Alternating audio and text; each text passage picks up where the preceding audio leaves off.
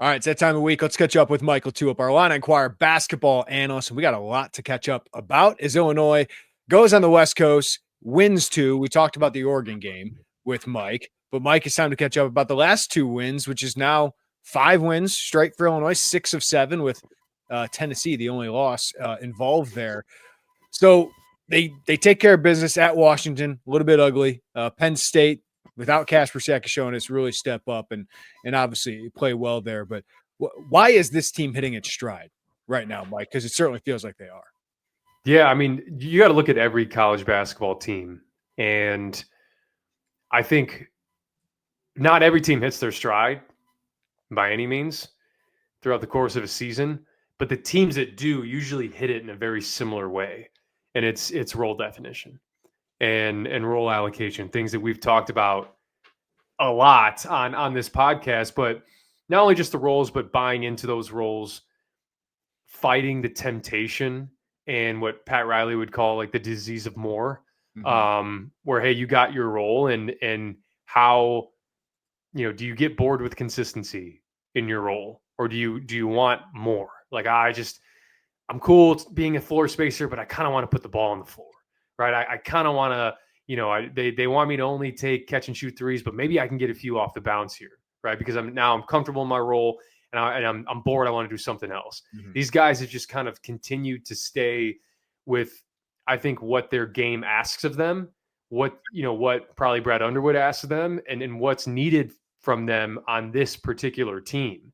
And so, you always hit your stride when you have predictability in your roles. I've always talked about that because the predictability gives you confidence in your role. And when you have a collective group playing with confidence, this is what the result can be. But we'll talk about the defense because that's a very big component of it as well. Yeah, I'm going to look up the Bart Torvik numbers since the Alabama game. But, I mean, just overall this season, number 7 in defensive efficiency. This is the reason you put together win streaks. This is the reason you can compete for a Big Ten title if they're going to do that, Mike. But why? Why is this defense so much better than we expected? It starts with the type of guys. I think back to my career and just the good defensive teams I was on, the bad defensive teams I was on. The good ones had unselfishness. We talk about unselfishness offensively, but you can have unselfishness defensively and just a trust to where it's like, hey, if you get beat, I'm just going to rotate over and help you. Mm-hmm. I'm not worried about, hey, I don't want to leave my guy because what if you kick it to my guy and my guy hits a 3? Is that I don't want it to be my fault. That's selfishness defensively. This team doesn't have that. And so we'll show it in the film too. It's very evident. They're unselfish. They trust each other. They communicate at a really high level for a team that has only been with each other for, I don't know, 6-7 months probably at this point. And so, there's a high level of care, I think, from these guys as well. You have to have care and buy-in on that end to be a good defensive team. And all those things I just mentioned aren't even physical. All right, now we start getting into the positional size. Now we start getting into the length and some of the disruptiveness that these guys can have on the ball, like Keelan and KJ and Dre Gibbs-Lawhorn. It's a whole smorgasbord of things for this team. And it's not just, I don't think it happened overnight. I think it comes from just buying into it in practice and being about the right things. But look, like, I think it starts with the backcourt. I've talked about that with those guys.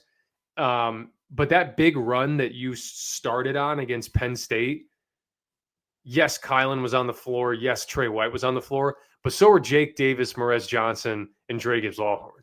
Mm-hmm. So there's a standard that's set where once you become a really good defensive team, everybody's like, I can't be the weak link because if I even take a breath defensively, I'm going to stick out because nobody else is doing that. And it's just like, whatever you call it, like high tides raise all ships. Well, I don't know what the phrase is, but that's what you're seeing right now from this Illinois team. Yeah, I look at this roster and like everybody is a little bit better of a defender than I thought, Mike. Yeah, and I think it speaks to Brad Underwood and the guys he recruits, like you're saying, like, but they have taken a lot of pride in that. Like they actually measure, they evaluate competitiveness because positional length is something they have wanted. And that is really important for defense. Athleticism is, but as you know, like defense is a lot about want to, right? Desire and buying into the team. And And there's a lot of talent on this team that's really good offensively, and that's how they were built. But the fact that all these guys are kind of better than the scouting report says defensively, does that say anything to you? What's that say to you? Yeah, I mean, I think I think Kasparas is way better than I thought defensively. Way better. Is way better than I thought defensively. It's the mental makeup of the guys that you have, because if you do have a competitive spirit to to yourself, there's this burning desire for you to not, like I said, be the weak link. Yeah. And you want to contribute to positive basketball. And that's why I love sports. That's why I love basketball in general, because it is truly, you can tell when I watch, Arkansas and when I watch Illinois, like that's two different products, because Arkansas's got 5 guys on the floor right now, and it's just 5 guys, and it's very evident when a team isn't connected. And like it's whatever not to throw like another cliche saying in here, but it's like, you have one ox that can pull 400 pounds, but you put 2 oxes together, they can pull 1,200 and not 800. I mean, that's exactly the makeup of this team. Is like Boswell's so good on the ball. Even Ben Humrichous is good in gaps. I think he's gotten so much better contesting at the rim, the Mozgovs walling up. Like all of that helps the next guy, right? I think Tre White, when I went to see practice, really impressed with just him as a communicator. And what that does is a guy that's maybe not the point of attack defensively, but can bark out and call things out. KJ is a guy, and Tomislav too, guys that play European basketball. I mean, it sounds crazy, but like they touch a lot. Like they're very like it's very outward with guys that, the way they express themselves, like all that is baked in for this Illinois team. And it's why it's been so cool to see, because we talked about it preseason, and it's why I was kind of giddy with this team. I'm like, let's see what it's going to be. Let's see what the identity is going to be. And I don't know how far down the list defense was, but it certainly wasn't probably first or second. And now it feels like the defense and the rebounding has kind of supplanted maybe what we thought this team was going to be offensively, which I think is still coming down the line. I did not have you for an oxen reference. I'm ready to ford the river on Oregon Trail. Yeah. What stood out to you about how they played without Kasparas against Penn State? I mean, early on, it's kind of what I expected, right? 11-5, you're down. What are they going to have? But then, man, just defensively, they clamped down, and obviously impressive. What stood out to you about it? Well, it's 2 years in a row we've seen this. Yeah. Right? And I guess as I'm sitting here thinking about it, I may say this, it may not make any sense, what I'm about to say, but there's a difference between players in a program and a program that has players. Like I think what's been proven with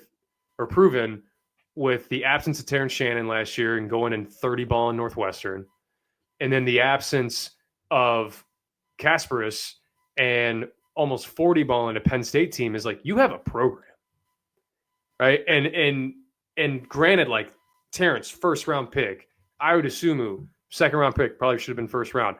And Kasparas is going to be a top 10 pick, top 5 pick this year. And I don't want to say that like those guys don't matter, because they absolutely do. It's a big reason why you had the success last year, and Kasparas is a big reason why they're going to have success this year. But when you have a program and you have standards and expectations and you bring in the right guys, everybody just kind of knows their role and what's expected of them. And so game to game, there's not this massive fluctuation if you have injuries or if guys go down. And then just watching Kasparas on the bench too. I mean, his standing up, buy-in, like that's all that stuff I think really matters. But, he was out the first half for the majority of the first half against Oregon. Mm-hmm. And they just like a rocket ship. And I'm not saying that's because he was out. I'm saying like these guys understand what's expected of them, where, Keelan can run the point if asked to, and can push the pace and can make big shots. The defense, right? And KJ's been incredible on that end. Relative to expectations, he's been awesome. And I think it's a reason why he keeps going up the draft boards too. But Dre comes in, Will Riley comes in, who's got, he's thin, but he's got size. Dre can heat up the ball. Like there's just all these different holes that can be plugged with the personnel that they have. And so I'll go back to saying this team can't reach the heights they want to reach without him. Like they're not going to be, I don't think they can really be a Final Four team without him. With them, they can. They can win a national championship with him for sure. But it's good to see that when a guy like that goes out, there's not this massive drop off, and it's because of the guys you have. Yeah, and there wasn't panic. No. According to Eric Piper, they got media, and Kasparas is getting up and down the court in 5-on-5. So hopefully he's able to play. We'll see what Brad Underwood says later today. But to have these guys step up, and let's talk about them. I mean, Tre White, man, last 7 games, 16 points, 63% shooting.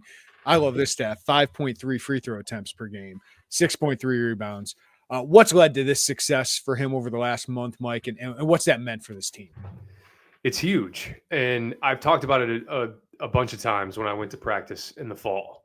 And I came away really impressed with him. And I can't even remember him making a basket that day because Coach Underwood got on him and he just took it well, nodded his head. Yep, my bad. Makes a mistake. My bad, guys. Always talking, always communicating. They were going through a defensive segment in practice, and his group in particular got scored on, I think, back-to-back times.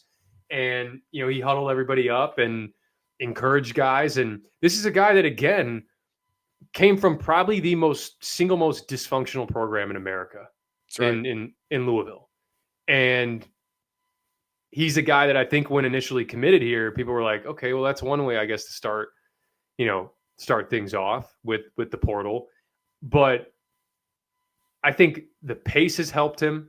They've picked up the pace. I've talked about that. He's a guy that when you get him in the open floor, he's probably their best finisher around the rim. Sure.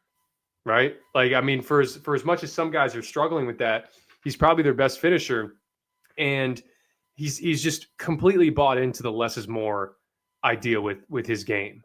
And I think it's a really hard concept for guys to grasp. I think Will Riley is going through that right now, and we'll probably get to that at some point. But Tre understanding, less dribbles, more cutting, more running the floor, and I can still get 20 points. This is great. Crashing the offensive glass, getting to the free throw line. Like his points, by and large, are coming sprinting in transition, cutting off the ball like he did on the backdoor cut on the short roll for Tomislav when he hit him. And then, hey, if I do have a mismatch, go into a back down, take my time, get you up in the air, get fouled on a shot. Like he doesn't need to do a ton. He's a 90% free throw shooter, right? He's a 90% free throw shooter. And so, like, it's been so cool to see. And because he does all the right things, I think because he's about the right things. And the Alabama game, I think back to, and you're just kind of like, woof, man. Like this is a guy that just kind of wants to put his head down and make something happen and dribble the air out of the ball, 4 or 5 dribbles. I mean, I can't even remember, many possessions where he's taken more than 3-4 dribbles at this point. And then, like, I think about a possession in the game where I'll show it on the film, not to spoil it, but he contests a shot in the corner in the second half. And when he lands, Illinois has gotten the rebound, and he is even with everybody and almost behind most guys on the fast break. And he just puts his head down and sprints ahead of the entire pack. Will Riley hit ahead, point blank layup, that kind of stuff. Yeah. Like all that stuff matters. And so I've been just so impressed with him. And he just looks like a guy that, again, you start looking at all these guys on the floor. This was the theme for me against Penn State. I'm like, all these guys can come back. It's going to the future, right? Crazy. Potential. Yeah, it's great. And Tre's one of those guys. Yeah.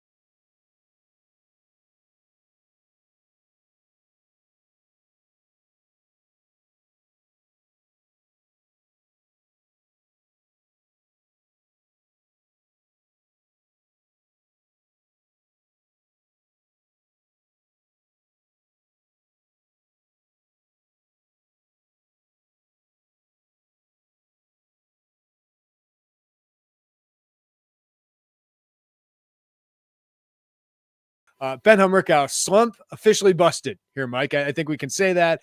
Last 3 games, 46 points, 7 for 14 from 3. Last 2 games, 15 rebounds. Mike, I love it. I love that part of it. He has been way more aggressive there. Good thing you didn't give up on him. We didn't give up on him here, but good thing Brad Underwood didn't give up, because this team's best version is with Ben Humrichous. So what have you seen from him during the last 3 games?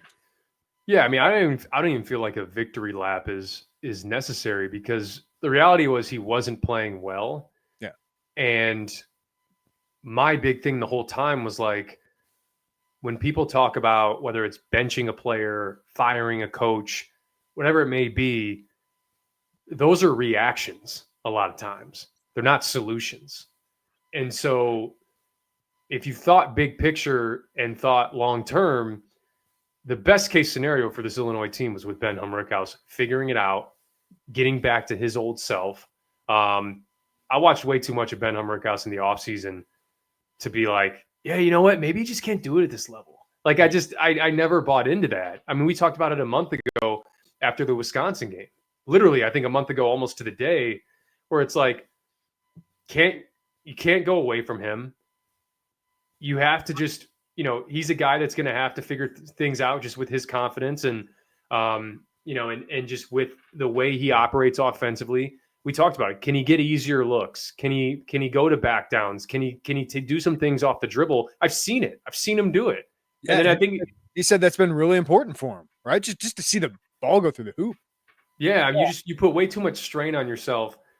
And again, I say this because, and I was not 6'8", 6'9", would have loved to be, but my game at the college level was as a spacer, a guy to be a spacer. And it felt like when your shot wasn't falling offensively, you're like, well, geez, you start to lose some confidence. And so, I've always said, and I've said it on this show a number of times, but Ben Humrichous cares a lot.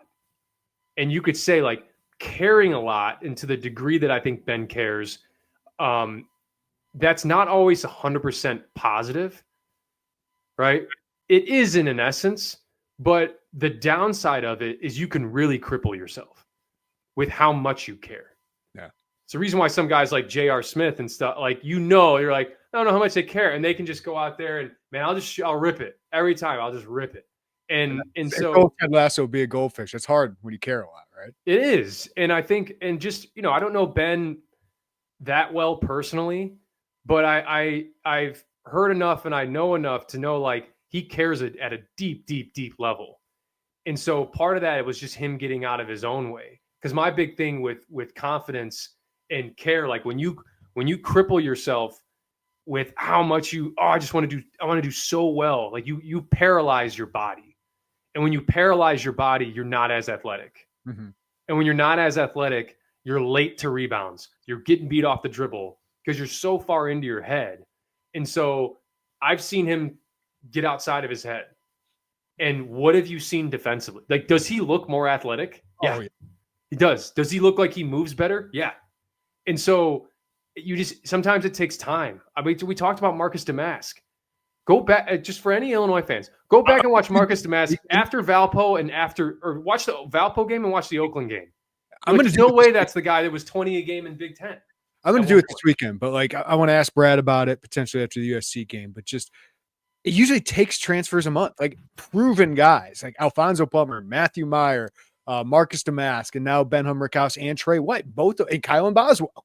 Like they all took some time to figure it out as they figure out these roles. Like Terrence Shannon's the outlier of all of these guys. Like, but even Terrence, I think back to the Penn State game in December of Terrence's first year here. Yeah.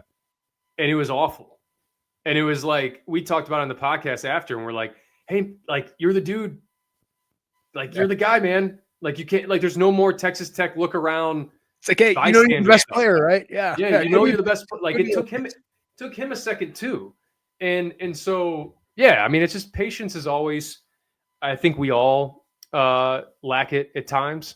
Yeah. Just because I think as a fan, right, you see so much promise with this team and your mind just automatically goes to like, how is this going to get messed up? This can't get messed up. Who's going to mess it up? And just whenever there looks like there's a weak link, you can kind of pounce on it and overdiagnose. And so that's why, Brad Underwood's in the position, that staff's in the positions that they're in, is because at the time, like it felt like more of a reaction and not a solution. Right? Because we talked about it a month ago. The best version of this team is with Ben Humrichous playing well. And we've seen, when he does, you beat the shit out of teams. That's right. So like, yeah, I'm really happy for him, man, because I know what it's like to be in that headspace. I know how hard it is to climb out of it. And for him to do that and continue to and turn in the performances he's turned in the last 2 to 3 games. And it's not just shooting the ball. It's not. You talked about on the glass. He's got, it looks like his nose for the ball is better. He's more fluid defensively, really being like a deterrent by the rim, which has been awesome to see. Can't say enough about the turnaround, right? But consistency, right? You just want to continue to see that consistent frame of mind from him. 20-11 for Morez Johnson. What a fun performance that was. You mentioned Trotter. I'll shout him out here. He's texting us this morning. Ken Palm similarity scores. Early. He texted me the same thing. Yeah. He said Xavier Tillman and Cliff Alexander. Then I saw another one, Montrezl Harrell. That's a fun one for Morez Johnson. What'd you see from him the other night? And, I don't know if it's any different than what we saw, but I did see like these one dribble, attack the rim kind of moves we hadn't seen. That's confidence, right? Like he's starting to really feel a little bit more confident. And he knows what he is. He does what he does, Mike. Rebounds, all those. But then you see this little glimpse of, he can take one dribble and make a move to the rim. That's why you talked about, he knows who he is. That's why he's confident. Yeah. And so going into the year, I think he thought like, hey, Morez, could be a good backup big. Morez would start for a lot of Big Ten teams. I don't think that's a hot take. I think he's that good. And even in like some limited minutes. And I think what that's going to lead to is, there's always going to be that, hey, he needs to play even more. He needs to play even more. Some of the foul stuff is just freshman stuff. We saw that with Ty Rodgers. I mean, we've seen it with a lot of guys over the years, but so impressed with, like, I knew what he was going to be as a rebounder. I think I knew what he was going to be as like a finisher around the rim. To me, like the IQ and what he does defensively, as not only just as an air traffic control guy, but if necessary, can switch. He can switch on to smaller guards and make do. He knows spacing really well offensively. He's not a guy that's kind of running around like, hey, I know I'm not a spacer, so where should I be? Okay, I'll just kind of stand here at the free throw line, extended. Okay, and let me move down to the short corner. He knows where to be. And that's what surprised me the most is freshmen are usually deer in the headlights with that stuff, especially freshman bigs. Freshman bigs are just like, they're always in the way.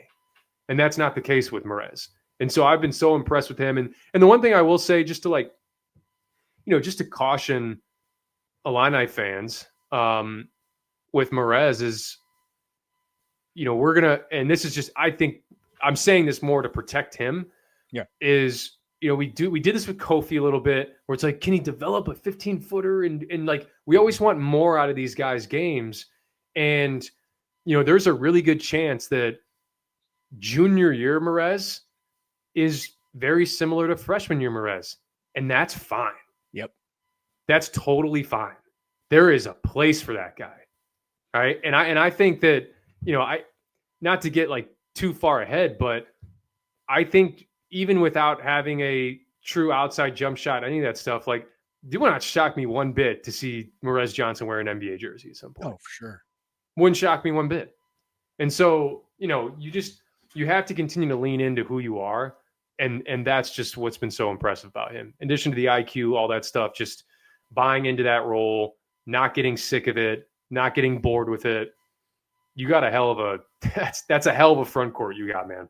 I'm glad you brought up that Kofi needs to shoot a jumper. I was like, no, not if he's not good at it. No, Ty Rodgers needs to shoot threes. No, not if he's not. No, he doesn't. No, just get better at what you do well, and like Kofi was go over the other shoulder, hit a couple more free throws, right? Like, be smarter and all those things. Like that's what you gotta get better at. All right, ESPN had Kasparas Jakucionis as number 5 pick in the NBA draft. They still had Will Riley, number 17 in the mock draft. I was a little surprised about that because I think he needs more time, but I understand like there's been worse players that have been drafted in the first round of the NBA draft the last couple of years. So he's now shooting 38% from the field, 19% from three against top 100 KenPom opponents here, Mike. How does the staff get him through this little wall here? Yeah, I talked about it, I think, on the last pod. I mean, this is new for Will. Like, he's used to coming in and having a very high usage offensively. So the first step that happens when you kind of get that taken away, and guys can go one of two ways with this. Ben kind of went the other way. Ben went like bystander mode. And then the other way is like, I don't really know, because we have so many good guys, I'm not really sure when I'm going to get the ball back. I got to go make something happen right now. We saw that a little bit last year with Dre, right? Like, yes, in little moments. I know he's not a 5-star recruit, but like he's like, now I got to go. Yeah, and you can tell when there's such flow to an offense. You can tell when there's a guy that's like, whoa, he's pressing. Yes, like it's stood out for sure in the last few games where like he goes into his like tornado of spin dribbles, and you're like, hey man, it's the hardest thing I think for younger players to grasp because it sounds so counterintuitive.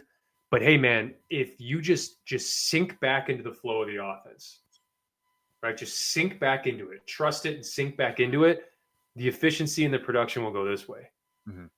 It just will, because everything will be natural, be in rhythm. So you give yourself a higher percentage chance of knocking down those shots of, and then the little things, right? Defensive rebound, run the floor, try to get easier ones in transition, because he's struggling to finish around the rim with size too.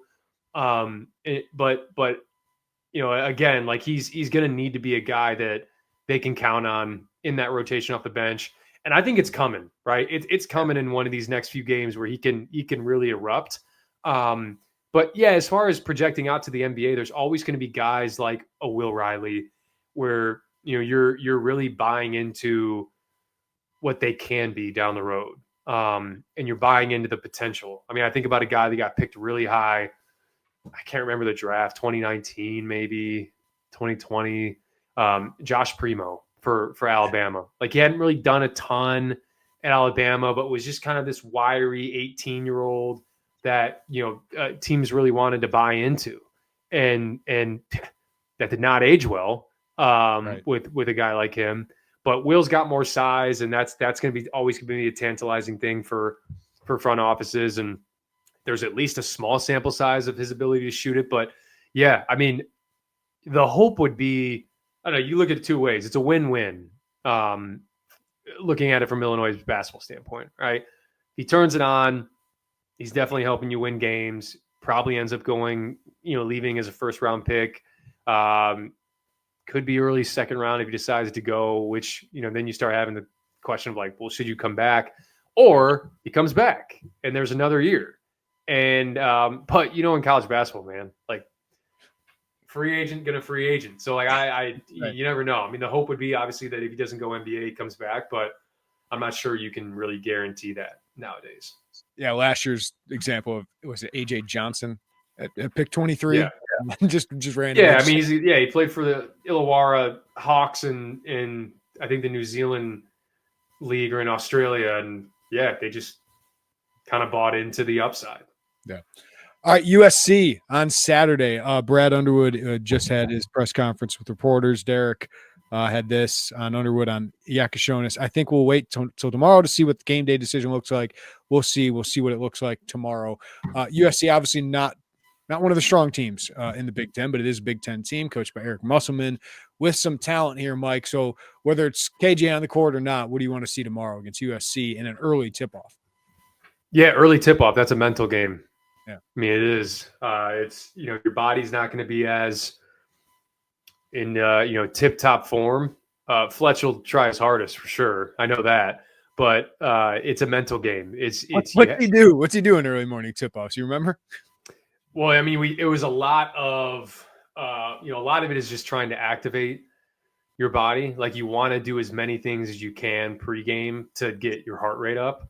Because you're playing in a time frame that you typically don't practice in. This team, I think, practices, somewhat early, but but it's just different when you get into a game like that. So, and he's got, I stand there pregame. He's doing even more stuff pregame than he did when I was there. Like nobody was juggling balls, and like he's got like all the kind of the shakes that he provides and supplements. It's like all that stuff. We didn't really have a lot of that. That's just the evolution of strength and conditioning over the years, and the flexibility stuff, the stretching stuff. It's just what's the drink they take? So like usually like amino acids. It's a beet juice, isn't it? Beet Something juice. Like that? Yeah, beet juice is proven to be great for your heart health, cardio. Just a lot of positives there. But yeah, I mean, look, USC don't really have a single good win this year. Yeah. I'm not even sure. I mean, I'm trying to think back. I mean, the only high major team they've beaten is Washington. Yep. And they beat them pretty damn good. The one thing with this team is we talked about like hitting your stride, finding your identity. This is a team that absolutely has not done that yet. Right.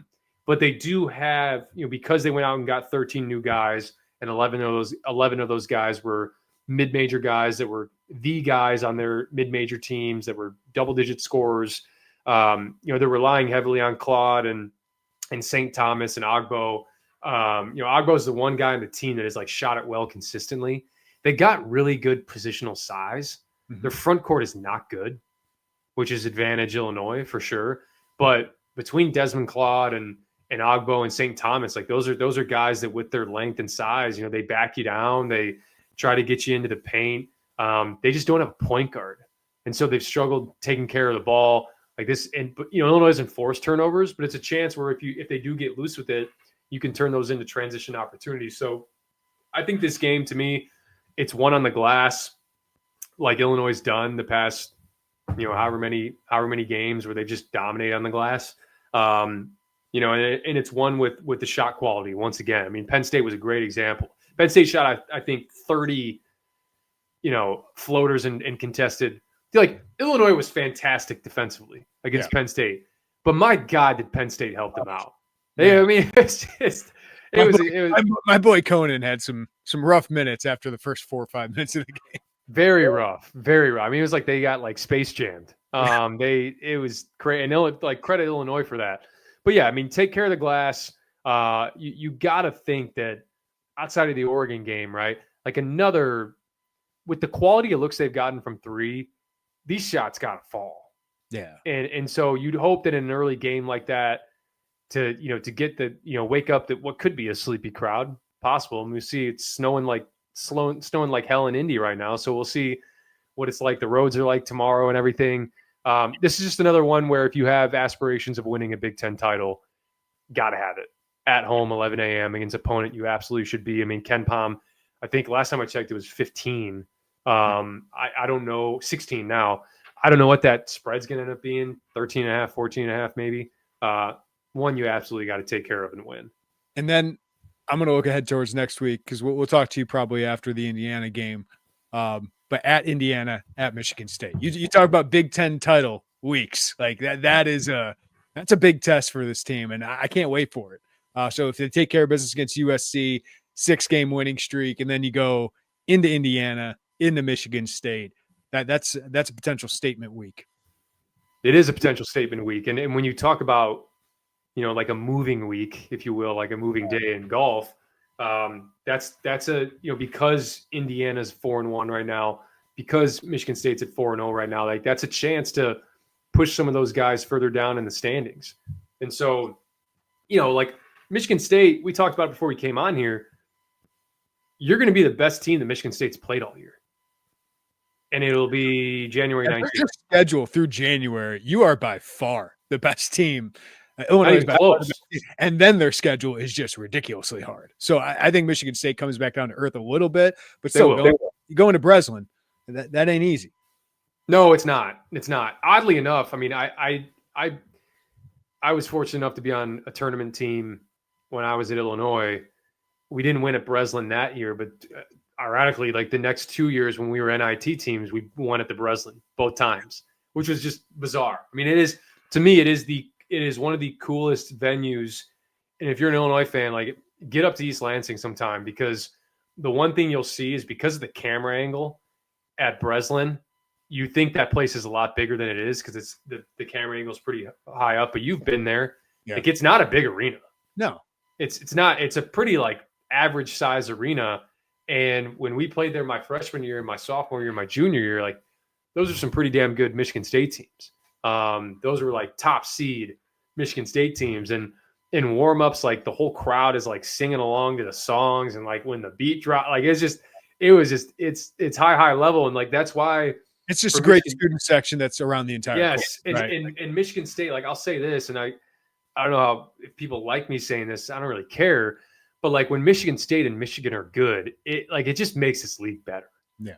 It just does. Like I love meaningful road games at Michigan State because it's going to be rocking. I think back to Trent Frazier's big shot that he hit a few years ago, 76-74 crossover three, like to quiet that Breslin crowd. Like this is going to be a team that, I think they're one of the best defensive teams in the country. Mm-hmm. Michigan State. I want to see them do it against real competition. But yeah, I mean they're going to be tested because they don't make shots. They just don't they don't make outside shots. So they're gonna have to put more strain on their defense against better offensive teams. And we know Illinois is a good offensive team. So can you go into Breslin? Can you settle in? Can you take your defense and rebounding on the road? And I think this team's proven that they can do that. What do you think about that Indiana matchup? It's interesting because they're in a weird spot right now where they've looked better, shockingly, but also, like I say shockingly, sarcastically, they've looked better with one big and not playing two bigs. Renu's been out. We'll see when he comes back. It sounds like it might be an extended period of time. Because he's a phenomenal player. It's just great player. The basketball sense of it, like having two bigs nowadays, it didn't make sense. The personnel doesn't make sense. And so now you got Ballo where, he can roll to the basket and really pulls in the defense more because you don't have guys that are guarding Renu that can tag a little bit easier. I think I say that two bigs thing. I know Michigan's the exception because Danny Wolf is the exception. So I just Danny Wolf, yeah, that's a first round. Like that is, and that's a guy that can handle a ball and play like a point guard. So that's a totally different scenario. But yeah, I mean, Indiana's a team that there's no doubt they've gotten better since the beginning of the year. They were overcomplicating the hell out of things defensively, offensively. They've simplified things on both ends, and they've been better for it. So, Ballo's Ballo. I talked about it preseason. Like, if you got a guy like Ballo that's a guardrail like that, you're going to win probably 10 games in conference. Mm-hmm. It's just what's going to happen. So it's part of the reason they've gotten out to a 4-1 start. But, you look at guys like – that's another team, though. Like, they haven't really played anybody. They played USC. They played Penn State, Rutgers. I mean, those are three teams that feasibly could – miss the Big Ten tournament. I don't think Penn State will, but USC and Rutgers are going to be in that running. They've lost to Nebraska. They played Minnesota. I mean, they have the out of all the 18 teams in the Big Ten, their strength schedule to this point has been 18th. Yeah. Michigan State has been 17th. Yeah. I mean, so this is a big test. Just as much as we talk about it for Illinois, it's a huge test for those two teams as well. So they got something to prove too. Mike, did you see Terrence Shannon 47 points in a G League game last night? It's amazing. Reed Shepherd went down to the G League and had 49. It's like it's the difference between G League and NBA. I mean, the NBA is just like because then I see people again. They're like, "Well, if he's doing 49 in the G League, like, why is he not getting minutes for the Timberwolves?" I'm like, Anthony Edwards and Dante DiVincenzo and Julius. Like, there's a lot. It's the best players in the world, man. Yeah. So he'll find his way. I like him going down to the G League because. Get more development and keep your confidence because what happens over the course of the NBA season, you don't practice. Yeah. And if you're the guy, like, cool, like, it's one thing to be up on that 15-man roster on game day, but if you're not practicing and you're not playing in the games, your development can plateau. So that's why they have that league. So it's not one of those things where, hey, G League means you're not doing what you're supposed to do. Or, you're not performing up to expectations. I mean, Pascal Siakam played in the G League. Yeah. Right. And then went on to win an NBA title and scored 25 points a game. At Van Vliet. And then he signed $120 million. Van Vliet, G League. Yeah. I mean, like it's across the board. So, I mean, if you're looking at that and thinking anything less of Terrence Shannon, please don't. I mean, he's making damn sure that you don't by dropping almost 50. But, man, it always brings a smile to my face when that guy performs. I can't help but look ahead, Mike, and see this February to March end, these final 4 weeks of the season. UCLA, Michigan State at home, at Wisconsin, Duke at Madison Square Garden, Iowa at home, Michigan on the road, Purdue at home. What a stretch that's going to be. I can't wait. Dude, I think it speaks to this conference. I mean, people talk a lot about the SEC, and I get it. Like the bottom of the Big Ten with Minnesota and Washington, like they aren't very good teams. But, man, like the amount of just like really good teams that you have to face on a nightly basis, and there isn't like a real juggernaut in the league this year. Illinois is, I think, trying to be that just with the way they guard and their offensive prowess. But yeah, I mean, this is probably gonna be a photo finish. It is, and that's why like January games are so important to position yourself to not have to do what we did in 2022, where it's like, hey, maybe Orlando Verge can go and steal one at Wisconsin. Right? Yeah. You just don't want to play that game. You got to do your work early and put yourself in a position to close these ball games out at the end of the season. Mike LaTulip, you're the goods, man. We'll catch up next week as we learn more and more about this team, man. Appreciate it, man.